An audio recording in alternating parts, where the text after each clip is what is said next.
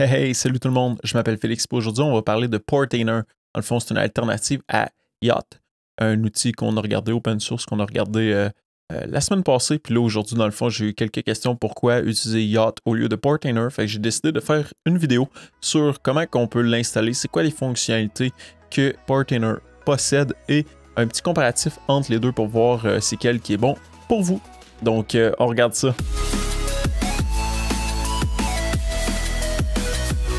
Jamais vous avez regardé l'ancienne vidéo puis vous aviez dit what, il prononce pas bien l'outil, ça s'appelle Yacht et non Yak. J'ai réalisé après avoir filmé l'ensemble de la vidéo que je le prononçais mal tout le long, fait que si jamais ça vous a titillé les oreilles, je m'en excuse. Mais aujourd'hui, on parle d'autre chose, on parle de Portainer, donc je vais skipper la première partie qui est l'installation de Docker. Donc je prends pour acquis que dans le fond on l'a déjà installé, sinon je vais mettre le lien dans la description plus bas que vous allez pouvoir suivre pour pouvoir installer Docker, sinon suivre la vidéo.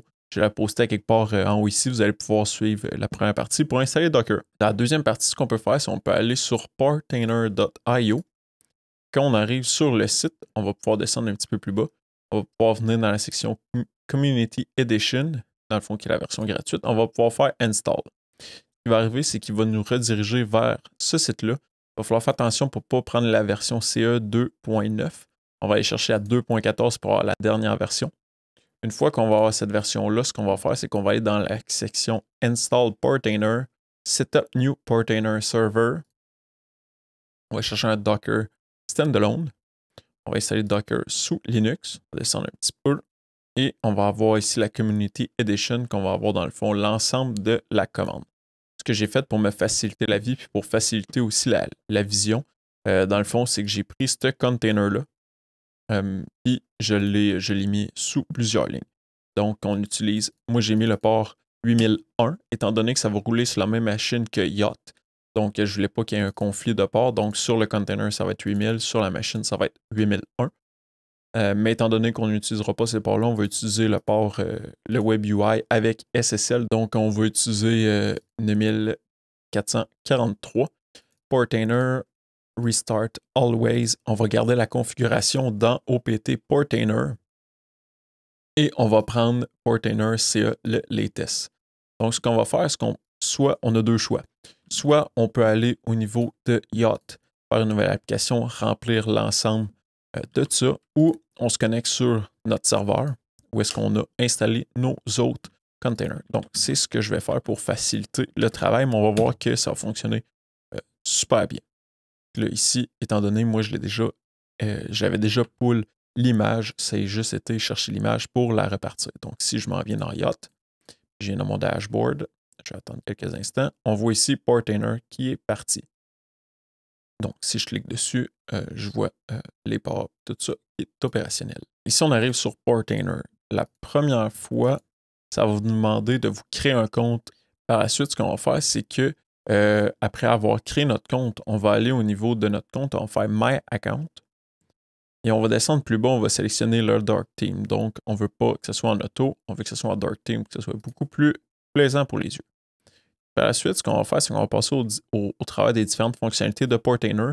Et par la suite, vous allez rapidement voir c'est quoi les différences avec Yacht et c'est quoi que ça peut vous apporter ou quel outil c'est mieux pour vous. Si on regarde directement nos différents environnements, nos différentes machines, donc si on regarde notre machine locale, on va voir qu'il y a déjà 3 containers qui est présentement installé sur la machine. Donc, si on revient au niveau de Yacht, c'est le même principe.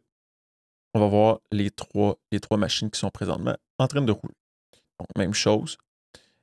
L'affaire qui est possible, c'est qu'on va pouvoir passer au travers des machines pour voir, par exemple, les logs. Mais si on veut voir l'ensemble des fonctionnalités puis se promener sur la machine, on a juste à cliquer dessus.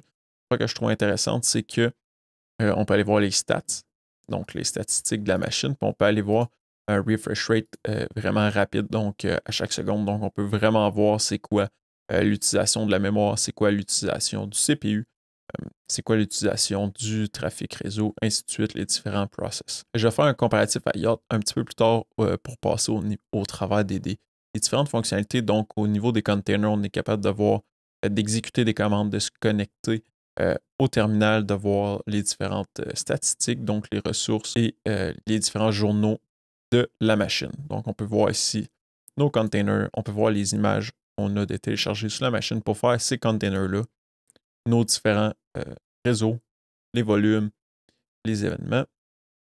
Au niveau du host, présentement, on a seulement qu'un, mais il serait possible d'en avoir plusieurs. Au niveau des utilisateurs, on peut ajouter plusieurs utilisateurs. On peut aussi créer des équipes, assigner des utilisateurs à des équipes et ainsi assigner des rôles. Ce que ça fait, c'est qu'on peut vraiment avoir une meilleure gestion des utilisateurs.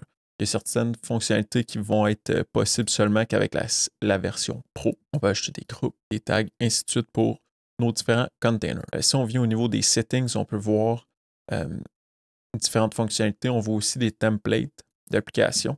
Je vais passer par la suite parce que c'est vraiment ça qui était cool de Yacht. Il y avait des templates d'applications qui étaient possibles de déployer en dedans de quelques clics. Donc, on a le même principe, sauf qu'on n'aura pas les mêmes. Ça va être des templates vraiment spécifiques à Portainer au lieu d'avoir des templates spécifiques à Yacht. Mais ça, dans le fond, c'est possible si on va chercher sur Internet. On pourrait modifier ce template-là pour avoir un app template différent.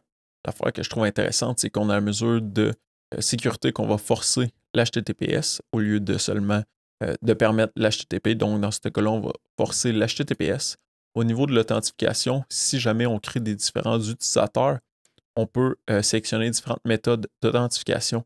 Donc, si jamais on veut avoir un deuxième facteur d'authentification, si on veut aussi spécifier la longueur minimale des mots de passe, donc dans mon cas, j'ai mis 18 caractères, mais étant donné que je vais gérer ça toute seule, ça n'a pas vraiment d'importance dans mon cas. Sinon, les session lifetime, c'est que si jamais quelqu'un prend possession de votre token, de votre session, il va être seulement en mesure de faire des actions pendant l'heure restante au lieu que ça soit pendant un an.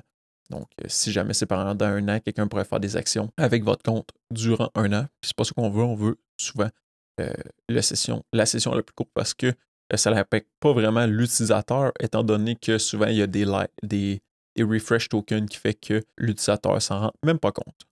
Ce que je vous ai dit tantôt, c'est les application templates. Donc, si on vient ici, on voit déjà qu'il y a le template qui permet d'avoir différentes applications qui va probablement vous être plus familier que les applications sur Yacht, mais ça reste que vous avez la possibilité des deux. Fait qu'en ayant les deux, ça peut vraiment permettre le déploiement rapide d'applications, une grande panoplie. Donc, ici, on peut ajouter différents des templates custom spécifiques, mais on doit les faire un à un. Si on passe au niveau des différences, rapidement, vous allez pouvoir que si on se connecte sur le dashboard des deux machines, ici, on va voir les différents containers, puis on va voir aussi la mémoire et le CPU que chaque container utilise. Comparativement à Portainer, qu'on ne voit pas ça qu'on se connecte sur la machine. Si on vient dashboard, on voit seulement qu'il y a 3 containers, puis on ne voit pas nécessairement qu'est-ce qui se passe, c'est quoi les ressources qu'ils utilisent. Donc, ça, c'est une différence. L'autre différence aussi, c'est que c'est un petit plus, selon moi, de Yacht, qui est vraiment le fun à voir parce que tu vois rapidement c'est quoi les ressources que la machine utilise.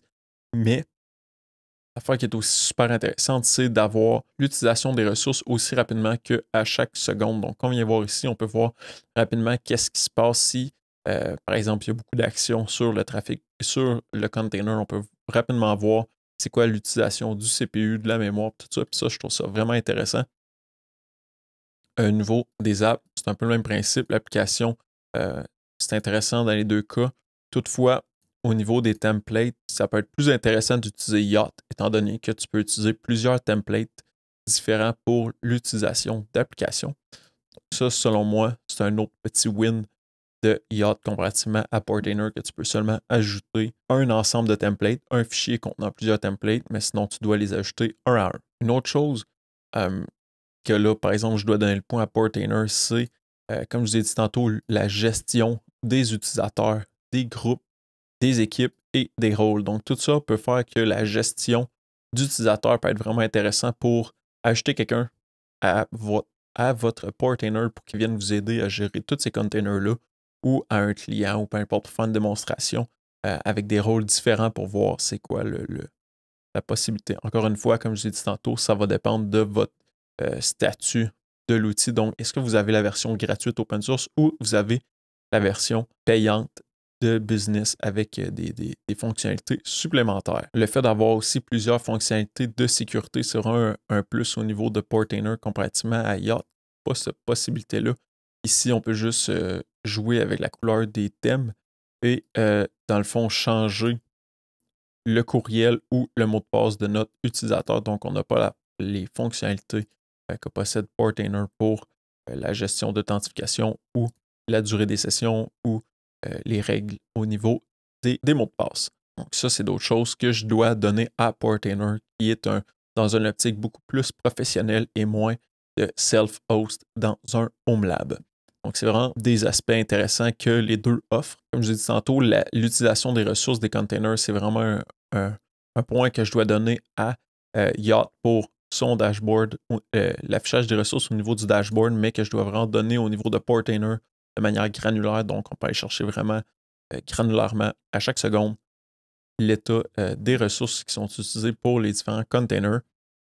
Par la suite, le gros plus, je vous dirais, de Portainer dans une optique de déploiement à plus grande surface, si on va au niveau de Environments et on fait ajouter un environnement, l'affaire qui est possible de faire, c'est qu'on peut ajouter différentes machines. Donc, si jamais on va acheter un autre Docker container, soit c'est un agent, dans le fond, qui utilise Portainer aussi, soit avec les clés d'API, les sockets ou un Edge agent. L'affaire qui est possible, c'est de linker les deux agents ensemble pour que quand on va venir dans le dashboard, quand on va venir dans le home ici, on va pouvoir, au lieu d'avoir Docker Lab, on pourra avoir Docker DMZ, Docker Lab, Docker XY. Dans le fond, on pourra avoir plusieurs machines pour pouvoir les gérer et puis faire la gestion des containers de plusieurs machines à partir d'une même interface web. Dans une optique d'avoir 2, 3, 4, 5, 6 machines dans un environnement, puis dans le fond, il n'y a pas la possibilité de merger toutes les ressources sur une seule et unique machine. Ça peut être intéressant d'avoir plusieurs machines qui gèrent différents containers. Donc, un pourrait être pour un client X, l'autre pour un client Y. Fait que ça pourrait être intéressant d'avoir cette optique-là pour la gestion de tous ces containers-là. Donc, ça a été une vidéo sur Portainer principalement, mais aussi avec un petit comparatif avec Yacht pour montrer c'est quoi les plus et les moins de chacun. Pour finir, moi, je trouve que ça peut être intéressant d'avoir les deux containers sur une même machine. Donc, on peut aller chercher les petits plus de Yacht ainsi que les petits plus de Portainer. Mais dans l'optique que je devais choisir un seul Docker Manager Web UI, dans le fond, je prendrais probablement Portainer pour l'ensemble des fonctionnalités qu'il y a, malgré le fait que ça peut être vraiment plus facile de déployer certaines applications avec Yacht. Donc, je donnerais un gros plus à Portainer. Donc, j'aimerais ça avoir vos commentaires pour voir c'est quoi que vous utilisez. Donc, laissez dans les commentaires plus bas qu'est-ce que vous utilisez, quel que vous choisiriez de prendre si jamais vous n'utilisez pas ni Yacht ni Portainer. Peut-être que vous utilisez une autre solution. Donc, mettez ça plus bas. Si jamais vous avez aimé la vidéo, mettez un thumbs up. C'est vraiment encourageant pour moi pour faire d'autres vidéos comme ça. Est-ce que vous aimez ça, le contenu sur les Docker Containers? Peut-être que je vais faire d'autres vidéos pour vous montrer c'est quoi les autres services que j'héberge sous format de Docker Container avec le déploiement rapide avec Yacht ou avec Portainer. Donc, n'oubliez pas de partager la vidéo et on va se dire à la prochaine. Bye bye!